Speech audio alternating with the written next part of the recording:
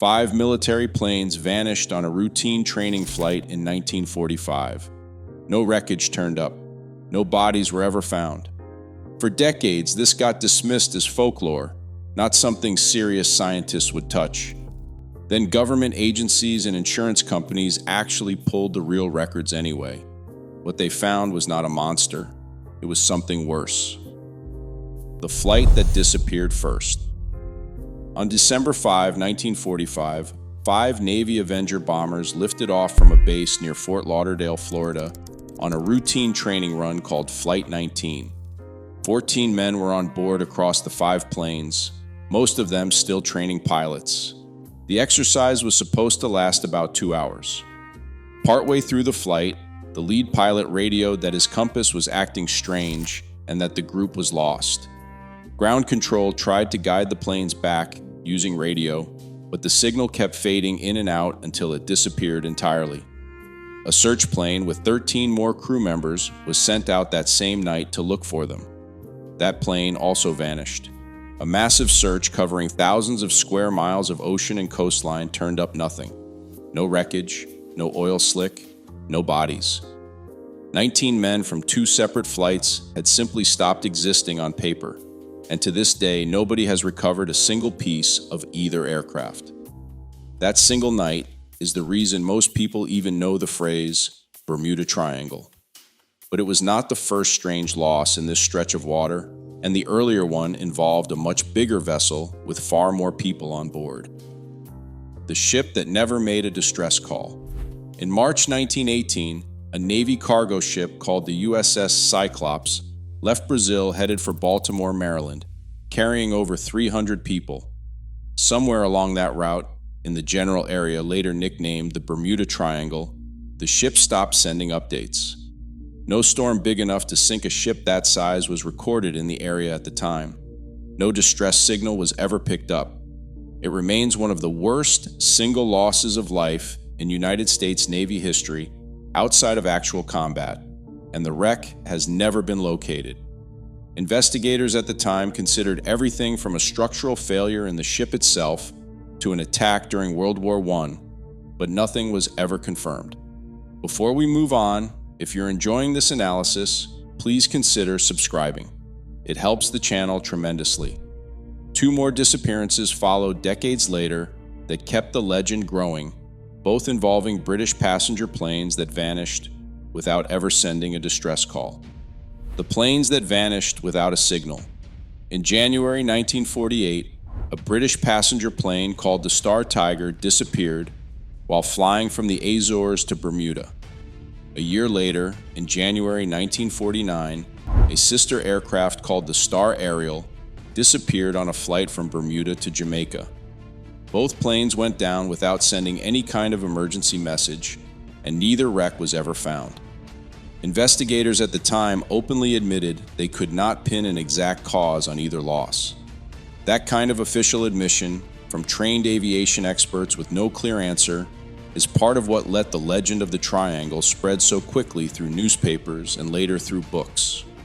But admitting a cause could not be pinned down at the time is very different from saying no cause existed at all. Decades later, researchers went back and looked closely at the actual shape and boundaries of this so-called triangle, and what they found changed the whole conversation. The name nobody officially recognizes. Here is something most people never learn.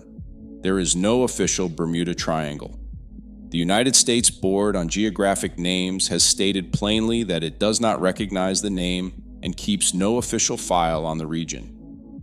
NOAA, the government agency responsible for studying oceans and weather, says the same thing directly on its own website. Most maps that do draw the triangle use 3 rough points: Miami in Florida, the island of Bermuda, and San Juan in Puerto Rico. But different books and shows draw it differently, some stretching the boundary all the way out to the Azores in the middle of the Atlantic. There is no fixed line anywhere on any government map. The name itself only entered popular use in 1964, when a writer named Vincent Gaddis used it in a magazine article. A decade later, author Charles Berlitz published a best-selling book built around the phrase, and that book is largely responsible for turning a handful of separate, unrelated tragedies into one giant, connected mystery in the public imagination. That loose, shifting boundary matters more than it sounds like it should, because it means the mystery was built on a shape that was never scientifically defined in the first place. So what actually caused these ships and planes to go missing, if not some secret force lurking inside an invisible triangle? The answer starts with something every pilot and sailor depends on completely: a working compass. The compass that points the wrong way. One detail shows up again and again across these old reports: compasses behaving strangely right before contact was lost. The National Oceanic and Atmospheric Administration actually confirms this is a real and measurable phenomenon. There are specific spots on Earth where a magnetic compass points toward true north instead of magnetic north, and the Bermuda Triangle sits close to one of these zones, known as an agonic line. This is not a mysterious force bending metal on purpose. It is a documented quirk in Earth's magnetic field, and pilots and sailors are trained to correct for it using instruments and careful math. Skip that correction or make even a small mistake while doing it, and a plane or boat can drift far off its intended path without anyone noticing until fuel starts running low or land never appears where it should. Flight 19's lead pilot mentioned his compass acting up in his very first confused radio call. Later analysis of the flight path suggested the group may have flown in the wrong direction for a long stretch without realizing it. Exactly the kind of quiet, invisible mistake that a working compass is supposed to prevent. A faulty compass reading will not summon anything supernatural, but it can absolutely put a plane hundreds of miles from where the pilot believes he is. And once a plane or ship drifts that far off course, the ocean underneath it becomes an entirely different kind of danger. The current and the storms. Nobody can time. Running directly through this stretch of ocean is the Gulf Stream, a fast, warm current that begins in the Gulf of Mexico and rushes northward through the Straits of Florida. This current moves quickly and can shift conditions in the water in a short amount of time. A calm patch of sea can turn choppy and rough within minutes, and older or smaller boats without modern tracking equipment can get pushed far off their planned route before the crew even realizes it. This region also sits in a spot where storm systems arriving from different directions can collide with each other. That collision raises the odds of rogue waves, sudden walls of water that rise up without warning and can flip or swamp a boat in seconds. Hurricane season rolls through this exact part of the Atlantic every year without exception, adding another layer of unpredictability on top of everything else already happening in the water. The Caribbean side of the region brings a separate problem entirely. Hundreds of small islands, reefs, and shallow sandbanks sit scattered across the area, and before modern navigation tools existed, ships could tear open their hulls or run aground on rocks that were barely visible from the deck. Bermuda's own coastline alone holds over 300 recorded shipwrecks, most of them tied directly to this kind of reef damage, rather than anything mysterious. None of this required a sea monster or a hidden dimension. Wind, current, and a compass reading a few degrees off is genuinely enough to lose a ship completely. But there is one more theory scientists took seriously, and it involves something frozen solid under the ocean floor itself. The gas frozen under the seafloor. This is the theory that sounds the most like science fiction, except it comes straight out of real geology. Deep beneath parts of the seafloor near the Bermuda Triangle sit deposits of something called methane hydrate, sometimes nicknamed fire ice. It forms when methane gas becomes trapped inside a cage of frozen water molecules under the extreme pressure of deep water. Geoscientist Benjamin Frampus, who studied this exact region, confirmed that large methane hydrate deposits exist along the North Atlantic seafloor in an area called Blake Ridge, sitting just north of where the triangle is usually drawn on a map. Under the right conditions, these frozen deposits can destabilize and release enormous bursts of gas all at once. Here is why that matters for a ship floating above it. Laboratory experiments have shown that a rising cloud of gas bubbles can lower the density of the water around it.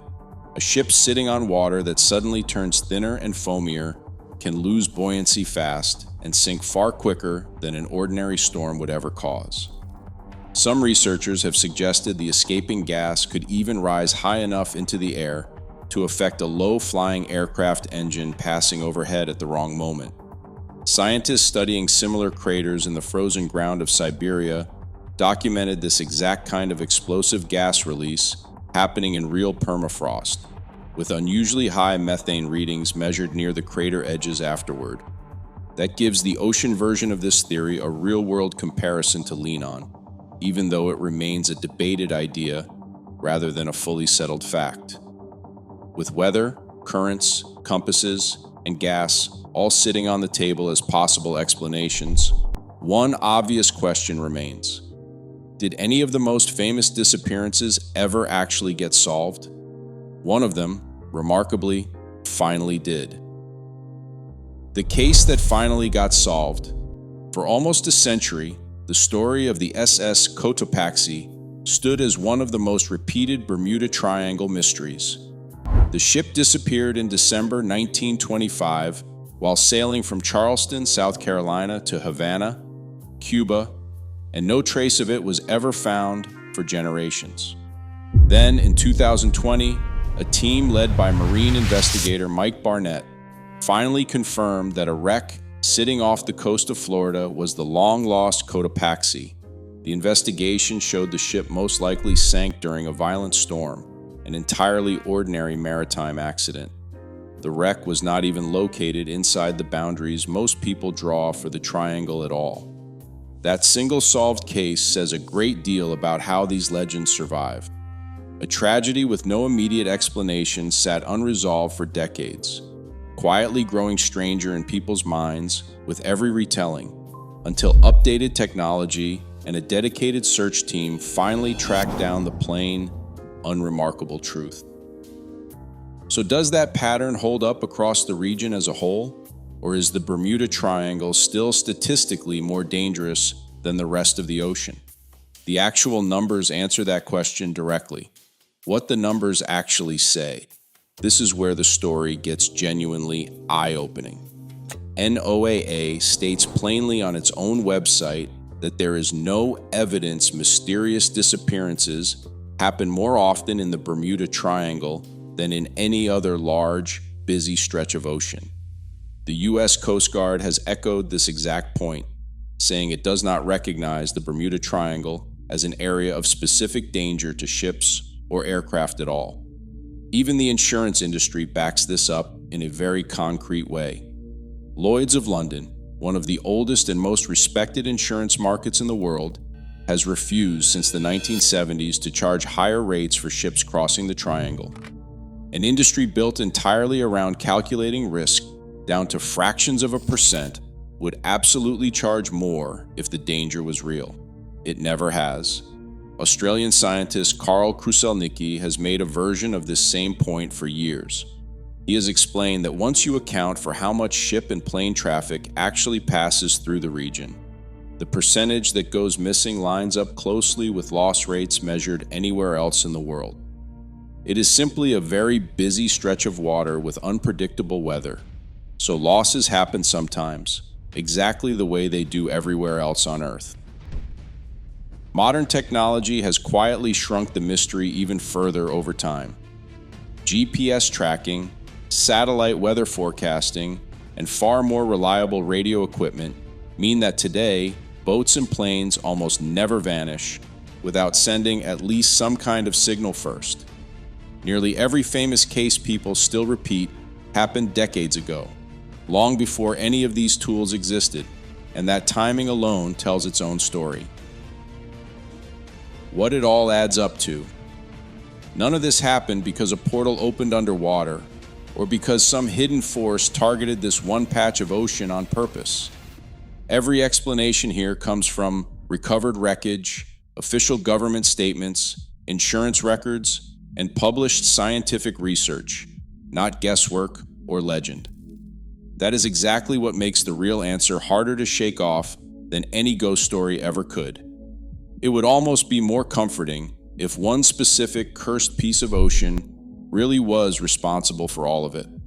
That would mean the danger stayed contained, something a sailor could simply plan a route around and avoid entirely. Instead, the real causes, unpredictable weather, strong ocean currents, a naturally occurring magnetic quirk, human error, and unstable gas sitting frozen under certain seafloors, exist all over this planet, not inside one triangle. The same forces that took Flight 19 and the USS Cyclops sit quietly under oceans everywhere, waiting for the exact wrong combination of a slightly wrong compass reading, a fast-moving storm, and a crew that does not notice they have drifted off course until it is already too late. Space feels frightening because it is distant and mostly unknown to us. This is not distant at all. This is happening in waters that ships and planes cross constantly, using forces scientists can measure and mostly explain, and people still occasionally vanish anyway. That is the part that lingers longer than any alien theory ever managed to. Nature does not need a reason to turn dangerous. It only needs the wrong moment, and somewhere on this planet, it always finds one. If this kind of mystery discovery is your thing, subscribing helps more of these stories reach you the moment they come out.